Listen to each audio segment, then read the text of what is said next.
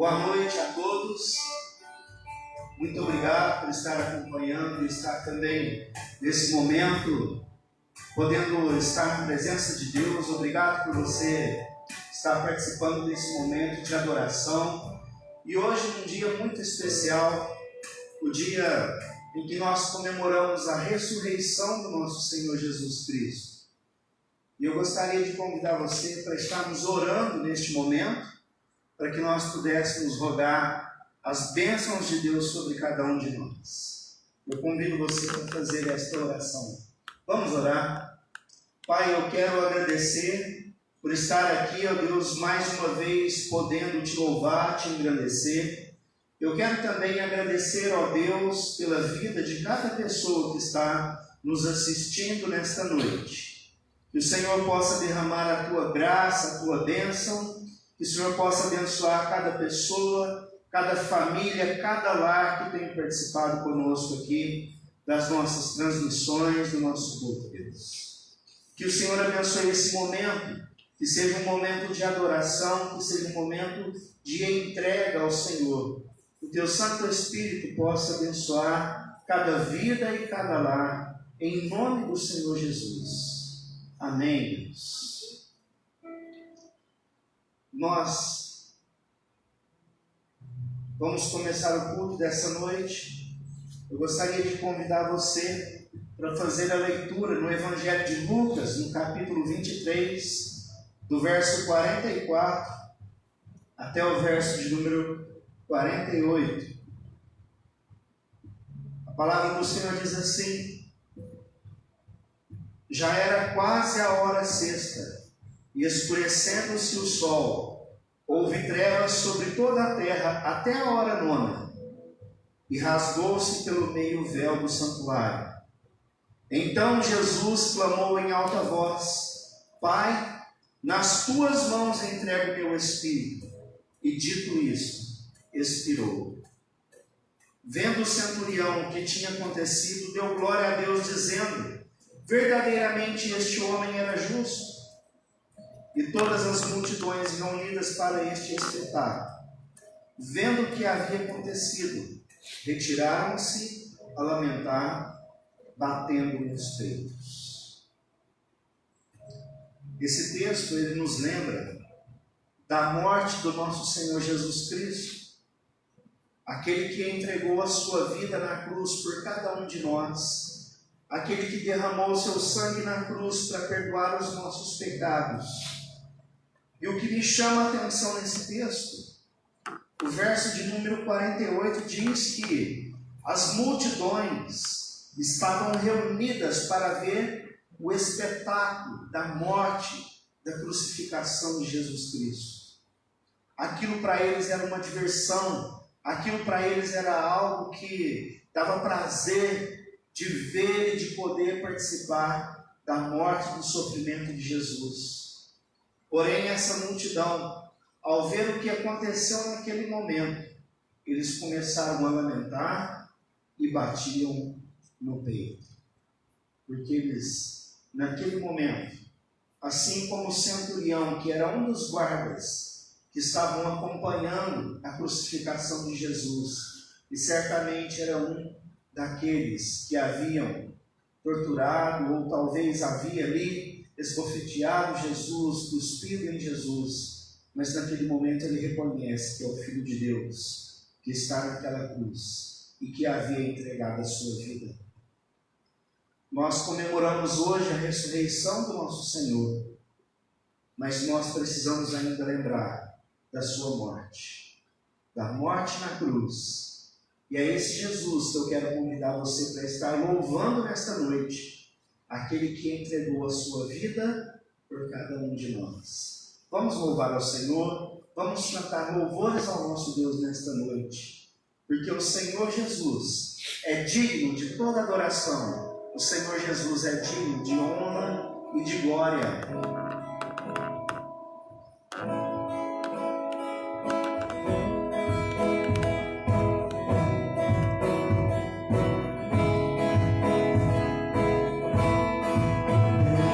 Santo, Pai,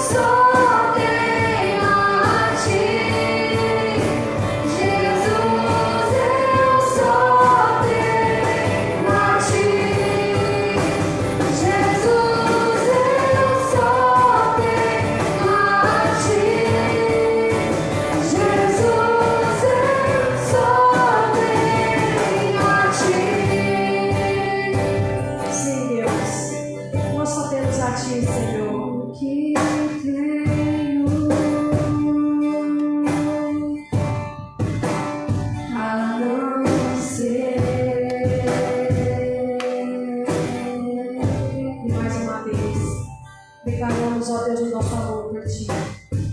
Declaramos, ó Deus, as nossas vidas, ó Pai, aos pés da Tua cruz. E Te agradecemos, ó Pai.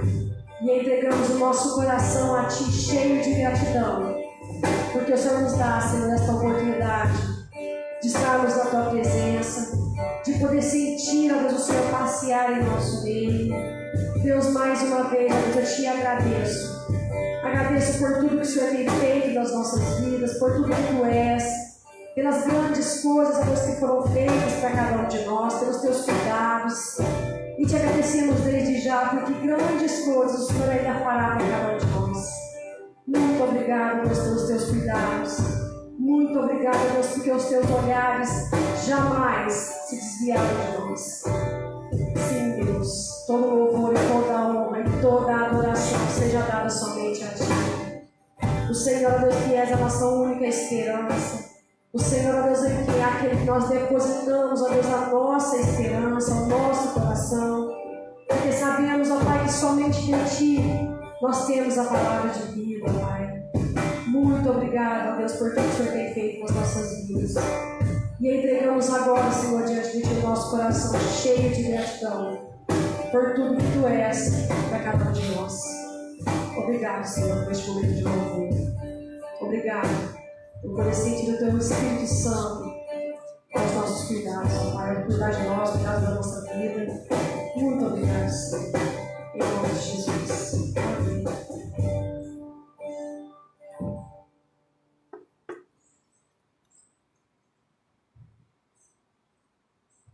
E nesse dia tão especial, nós comemoramos a ressurreição de Jesus. É importante nós compreendermos melhor o porquê Jesus morreu na cruz. Se você perguntar para a maioria das pessoas que moram no Brasil, a maioria dos brasileiros, eles vão dizer sim, eu sei que Jesus morreu na cruz e eu sei que Jesus ressuscitou. Mas a pergunta certa para isso é: por que Jesus morreu numa cruz? E por que Ele ressuscitou? Isso nós temos que parar para pensar e para refletir nesse dia a importância da ressurreição, a importância desse momento que ficou marcado na história, a importância do acontecimento da morte de Jesus naquela cruz. E para isso, eu quero convidar você para fazer a leitura na carta de Paulo aos Romanos, o capítulo de número 5, do verso 12 até o verso de número 21. Carta de Paulo aos Romanos, no capítulo 5, do verso 12 ao verso de número 21. Acompanhe comigo a leitura desse texto. Portanto, assim como por um só homem entrou o pecado no mundo, e pelo pecado a morte, assim também a morte passou a todos os homens, porque todos pecaram. Porque até o regime da lei havia pecado no mundo, mas o pecado não é levado em conta quando não há lei.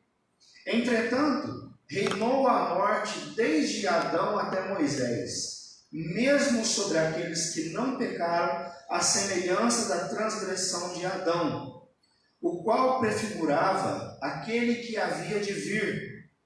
Todavia, não é assim o dom gratuito como a ofensa, porque se pela ofensa de um só homem morreram muitos, muito mais a graça de Deus e o dom pela graça de um só homem, Jesus Cristo, foram abundantes sobre muitos. O dom, entretanto, não é como no caso em que somente um pecou, porque o julgamento derivou de uma só ofensa para a condenação, mas a graça transcorre de muitas ofensas para a justificação. Se pela ofensa de um e por meio de um só reinou a morte, muito mais os que recebem a abundância da graça e o dom da justiça reinarão em vida por meio de um só, a saber, Jesus Cristo. Pois assim, Como por uma só ofensa veio o juízo sobre todos os homens para a condenação, assim também por um só ato de justiça veio a graça sobre todos. Os homens para a justificação que dá vida. Porque como pela desobediência de um só homem, muitos se tornaram pecadores. Assim também por meio da obediência de um só, muitos se tornaram justos. Sobreveio a lei para que avultasse a ofensa, mas onde abundou o pecado, superabundou a graça, a fim de que, como o pecado reinou pela morte, assim também reinasse a graça pela justiça para a vida eterna, mediante Jesus Cristo, o nosso Senhor. Eu quero convidar você para nós refletirmos nessa noite sobre experimentar confiar na ressurreição. É interessante que nós, nesse momento e nesse momento da pandemia, e eu evito não ficar falando sobre isso, mas não tem como tocar nesse assunto nesse momento da pregação, mas eu gostaria de usar isso para nós refletirmos na mensagem de hoje. Quando esse vírus, ele entrou, quando ele surgiu, ele começou a tirar muitas vidas. E logo ele começou a se espalhar e se transformou, ele passou de uma epidemia para uma pandemia, onde não tem mais controle, não tem como barrar, e ele está espalhado no mundo inteiro. E esse vírus, ele tem tirado muitas e muitas vidas. Ele tem levado muitas pessoas à morte. E muitos estão apavorados e assustados com isso. A minha intenção não é te apavorar e nem te assustar. Mas existe algo muito pior que o vírus, que leva pessoas à morte. E nós não paramos para refletir sobre isso. Não é um vírus, mas é como se fosse um vírus, chamado pecado.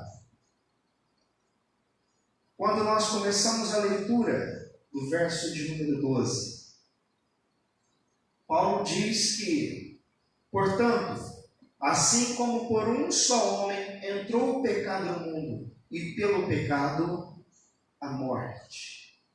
E essa palavra morte, ela tem o sentido de separação. E essa morte que Paulo está dizendo aqui é uma separação que houve muito pior do que essa que nós estamos experimentando por causa desse vírus do Covid-19. Eu sei que nós estamos separados agora como igreja, cada um nas suas casas. Nós ainda mantemos a fé que estamos unidos espiritualmente. Mas de certa forma nós estamos separados. E quando nós falamos sobre esse vírus, sobre o Covid-19, ele não só trouxe separação, mas ele trouxe também a morte para a vida das pessoas, e isso tem assombrado muita gente. Porém, o pecado, ele é esse vírus que já está lá desde a primeira família, desde o primeiro casal da terra, quando Adão e Eva, eles resolveram desobedecer a Deus, e eles experimentaram pecar, e com isso, com a entrada do pecado no mundo, a morte também passou a ser uma realidade na vida de todos nós. Note que ainda no verso de número 12, o apóstolo Paulo diz: assim também a morte passou a todos os homens, porque todos pecaram. Diferentemente daquele vírus, aonde nós temos uma grande quantidade de pessoas infectadas, com o pecado, não ficou ninguém sem ser contaminado. O salmista, ele vai muito além disso, ele diz que em pecado me concebeu a minha mãe. O pecado é algo que quando nós nascemos, nós já estamos com ele. É como se isso já fizesse parte da nossa vida, mesmo antes de nascer. porque aquele ou aquela que está nos gerando, melhor dizendo, ela já é pecadora, então nós já nascemos no pecado neste mundo. Mas o que nós temos que observar é que Paulo diz que por causa desse pecado, a morte reinou. A morte reinou. E nós muitas vezes não percebemos isso, nós muitas vezes não estamos atentos a isso. Mas quando nós começamos a passar por tribulações como essa que nós estamos passando, nós começamos a perceber a fragilidade que nós temos, aquilo que nós realmente somos. Pessoas frágeis, pessoas que estão sendo derrotadas por algo que é até invisível aos olhos humanos. Mas mais invisível que isso é o pecado que reina muitas vezes no meio da onde nós vivemos, e nós também somos pecadores. E aí Paulo vem dizendo, olha, a morte passou a todos os homens. Por que a morte passou a todos os homens? Porque todos pecaram. Todos nós somos pecadores. E é interessante, se você ler o Evangelho de Marcos, você vai ver que Jesus, ele começa a falar para os seus discípulos sobre essa questão que ele iria morrer, que ele iria sofrer com a morte, que ele iria para a cruz. E quando ele começa a fazer essa reflexão com os discípulos, ele está dizendo, olha, eu vou morrer, mas eu quero que vocês pensem nisso também. E lá no Evangelho de Marcos, no capítulo de número 8, o verso 36 e também o verso 37, Jesus diz assim, que aproveita o homem ganhar o mundo inteiro e perder a sua alma? E ele faz outra pergunta, que daria um homem em troca da sua alma? De que adianta nós termos muitos bens e muitas posses, se nós não vamos conseguir ganhar a vida eterna? Jesus está levando esses homens a pensar que tudo aqui nessa terra é passageiro. E ele está dizendo, olha, a minha vida está com os dias contados. A minha vida está se aproximando do final aqui nessa terra. E ele leva essas pessoas a pensar e a refletir sobre a brevidade da vida. Jesus está dizendo, olha, eu já estou quase de partida, o meu dia está chegando, e mais cedo ou mais tarde vai chegar o momento de cada um de vocês.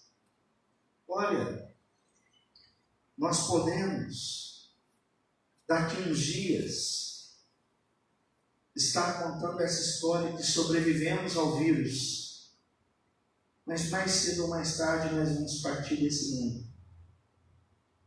Seja com vírus, seja com um acidente, seja causas naturais, seja pela saúde.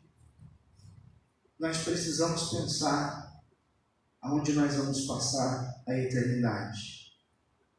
E é isso que Jesus está dizendo aqui, que aproveita o homem ganhar o mundo inteiro e perder a coisa que ele tem de mais precioso, que é a sua própria alma, porque essa é eterna. E essa pergunta que Jesus faz, o que daria o homem em troca de sua alma? Eu tenho certeza que nós não pensamos sobre isso, porque nós estamos muitas vezes num bom momento da vida, nós estamos muitas vezes dando tudo certo as coisas, mas quando nós percebemos a nossa fragilidade, nós somos levados a pensar sobre isso. Se eu partir desse mundo, o que vai acontecer comigo? E o texto que nós estamos meditando, Paulo coloca todo mundo no mesmo nível. Ele diz, todos pecaram. Todos pecaram. E a morte passou a todos os homens. todos nós somos devedores. Todos nós temos uma dívida com o nosso Deus. Todo mundo, sem exceção, todos somos pecadores. Jesus nos leva a refletir aqui. Como que você compraria a sua passagem para o céu? É interessante essa pergunta de Jesus. Jesus usa essa expressão de troca. Que daria um homem em troca de sua alma? Você poderia até ofertar o seu carro, a sua casa, dinheiro.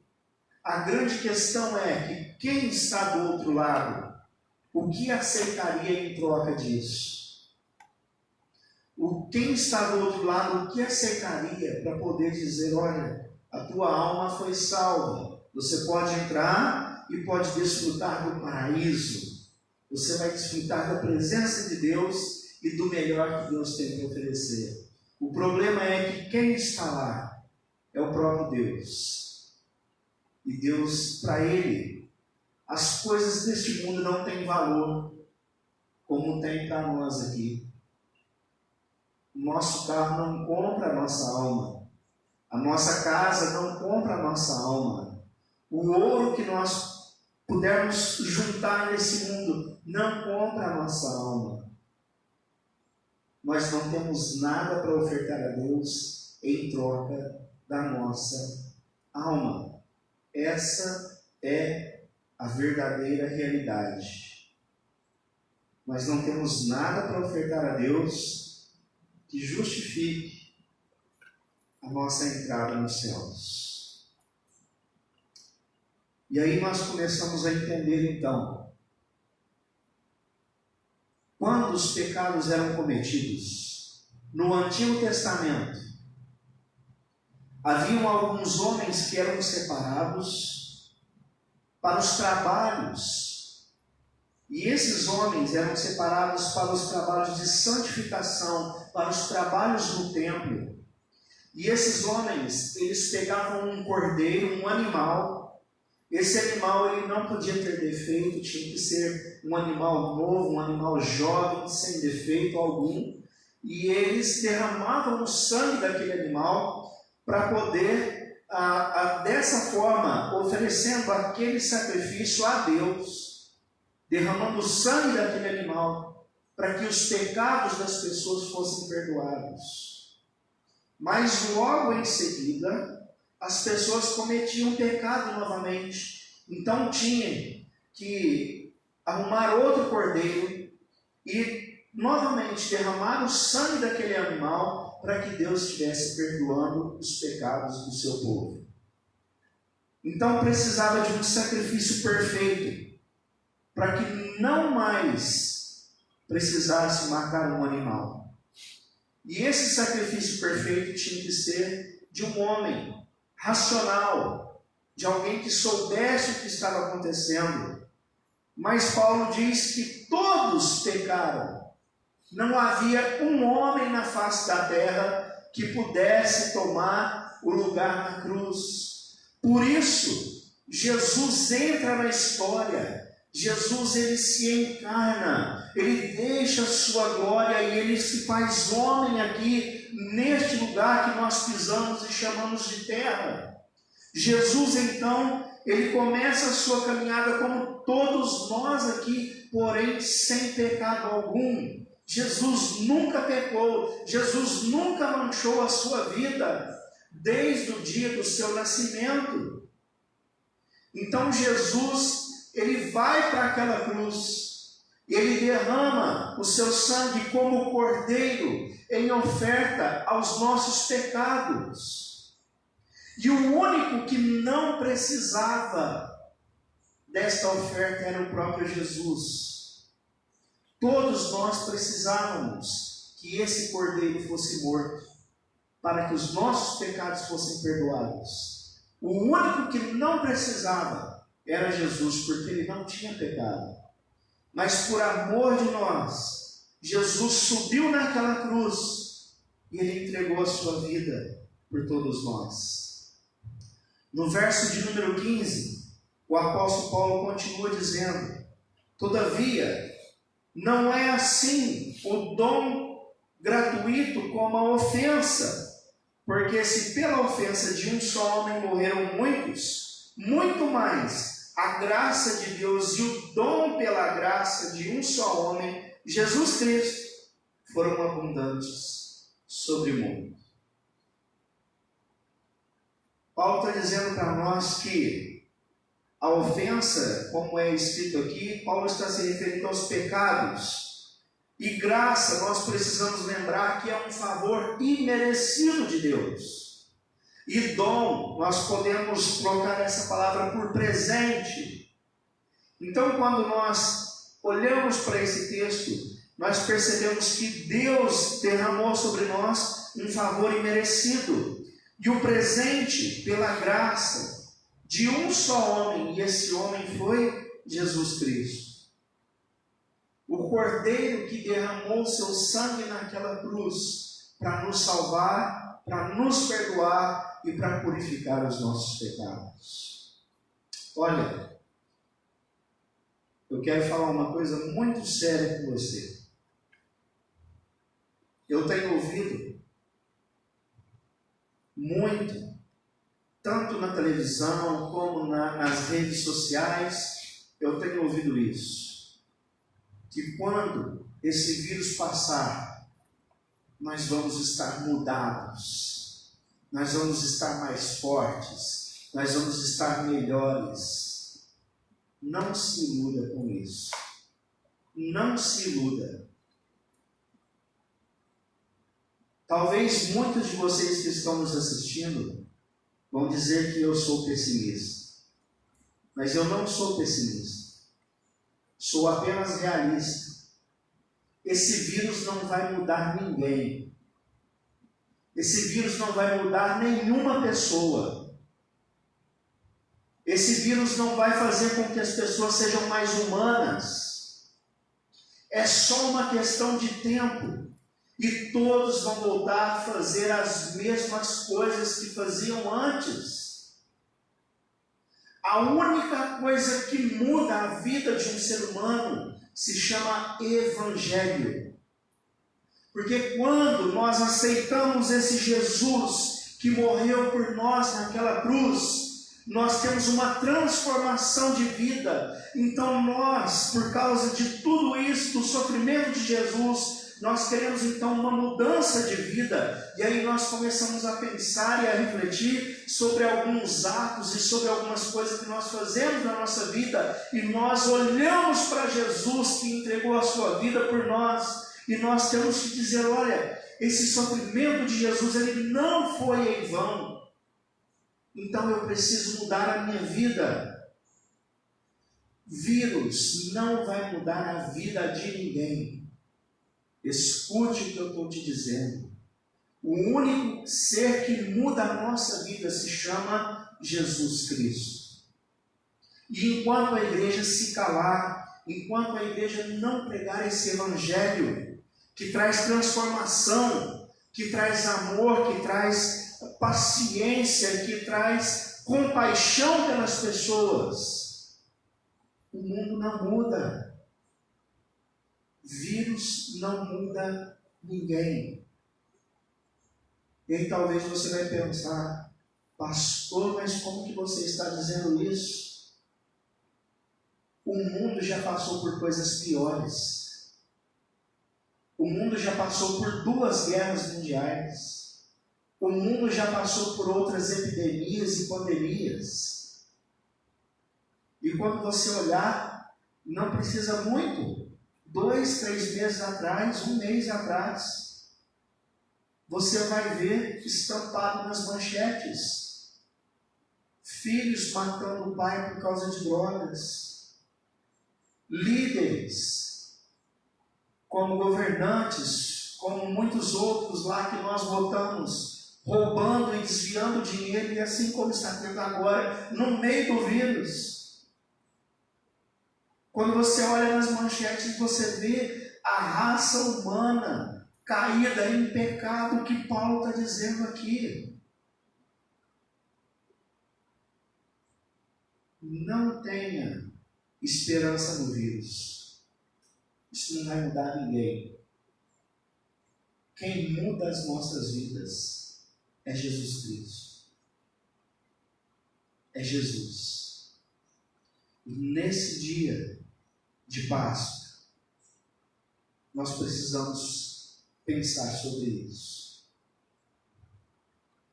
Ainda em Marcos 8, capítulo 31, o próprio Jesus diz: então começou eles a ensinar-lhes que era necessário que o Filho do Homem sofresse muitas coisas, fosse rejeitado pelos anciãos, pelos principais sacerdotes e pelos escribas, fosse morto e que, depois de 3 dias, ressuscitasse.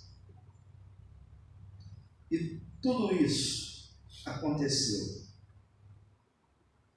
A pergunta que eu faço para você nessa noite, primeira delas, você entende que você é um pecador e que você entende que você precisa de Jesus para que os seus pecados sejam perdoados?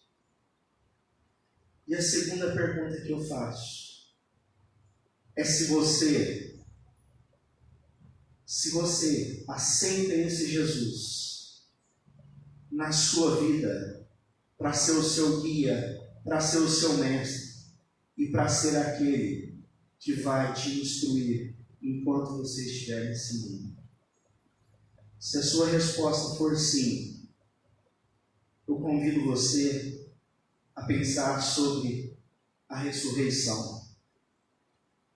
É interessante que o próprio apóstolo Paulo, nessa mesma carta aos Romanos, ele diz o seguinte: que por amor de Jesus, somos levados à morte todos os dias, ou o dia todo. Somos considerados como ovelhas para o matador. Mas em todas elas, nós somos mais que vencedores. Nós somos mais que vencedores, até por causa da morte.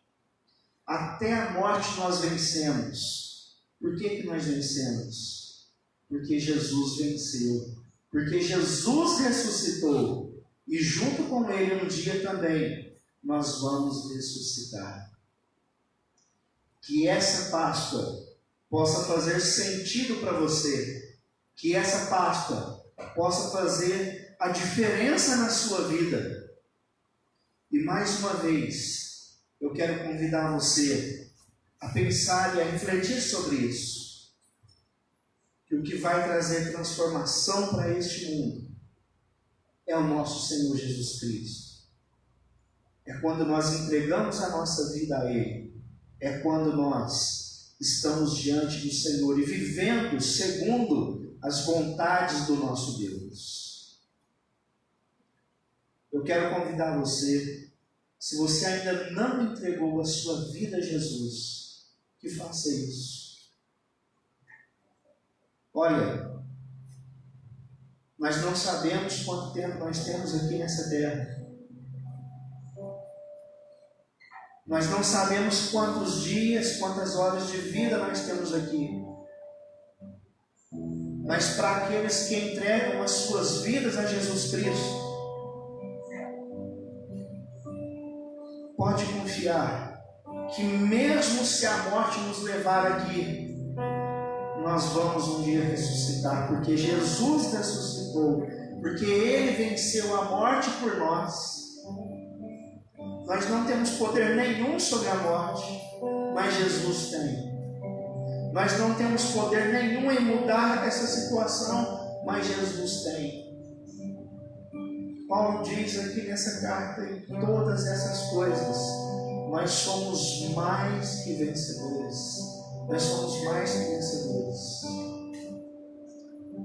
A Páscoa não é simplesmente um dia que nós lembramos ou que nós damos presente ou chocolate para as crianças. A Páscoa é para nós lembrarmos duas coisas: que nós somos pecadores, e a segunda, que os nossos pecados foram pagos pelo sacrifício de Jesus. Se você crê nisso, descansa o seu coração, descansa a sua mente, porque nós já estamos com Jesus. Nós somos mais que vencedores. Por isso não temeremos. Por isso nosso coração fica tranquilo. Feche os seus olhos. Eu quero convidar você para orar. Se você ainda não entregou a sua vida para Jesus, faça essa oração comigo. Senhor Jesus, nessa noite, ó Deus, nós queremos declarar que nós amamos o Senhor e nós confiamos na Tua obra redentora. Nós confiamos que a Tua morte na cruz foi para nos dar vida e vida em abundância, foi para perdoar os nossos pecados. Nós confiamos, ó Deus, que o Senhor ressuscitou ao terceiro dia e que está à direita de Deus Pai Todo-Poderoso. Senhor Jesus, eu entrego nas Tuas mãos também essas vidas que estão orando conosco. Pai, abençoa cada um, Deus, que eles possam compreender que essa graça, que esse presente do Senhor é tão maravilhoso para nós, é tão maravilhoso para as nossas vidas, que nós precisamos começar a viver aqui já, Deus, uma vida que agrade ao Senhor. É isso que vai trazer mudança para nós, é isso que vai trazer mudança para as nossas vidas. Pai, nos abençoa, em nome do Senhor Jesus. Amém. Amém. Eu quero convidar você para cantar esse cântico. E esse cântico é justamente sobre isso. Porque Ele vive, e eu posso crer no amanhã. Porque Jesus ressuscitou, nós podemos crer no amanhã.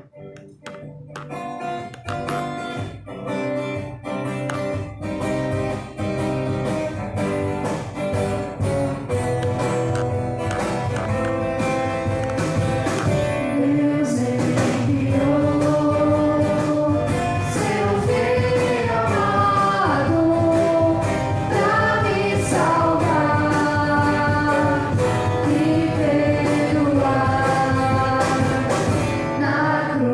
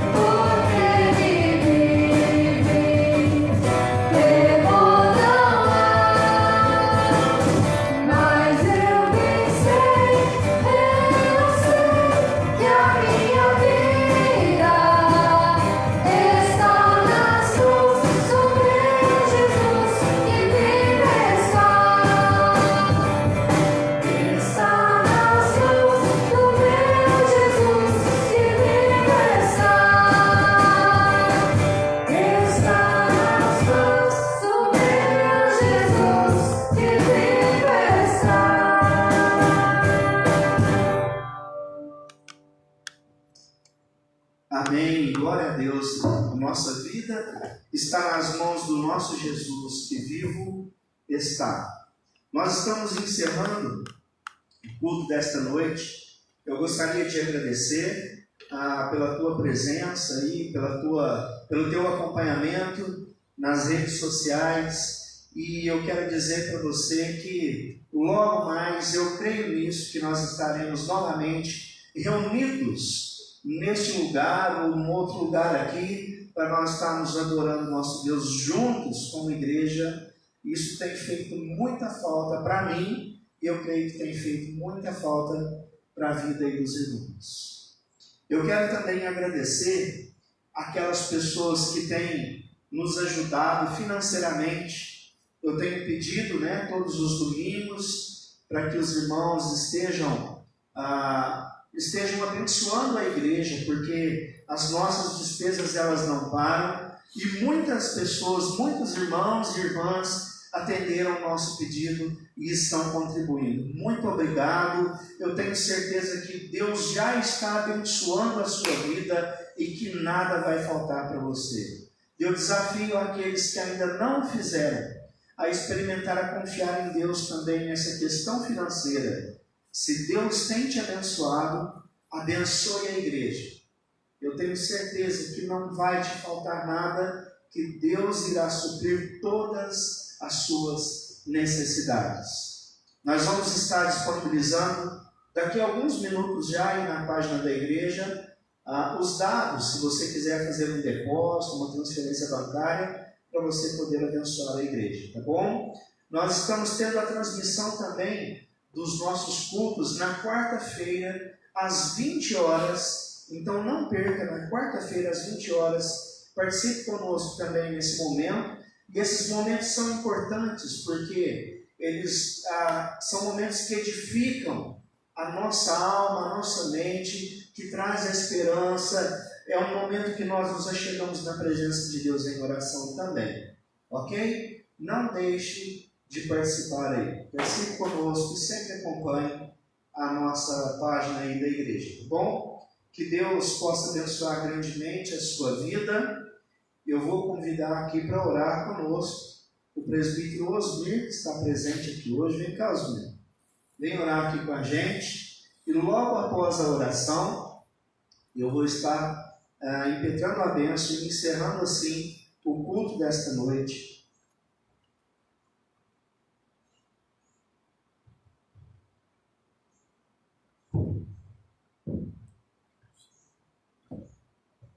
E antes do Osmir começar a fazer essa última oração, alguns irmãos devem estar perguntando: e a Santa Ceia? Nós decidimos, meus queridos, que a Santa Ceia nós vamos preparar para o dia que a igreja voltar a se reunir. Nós vamos tomar todos juntos.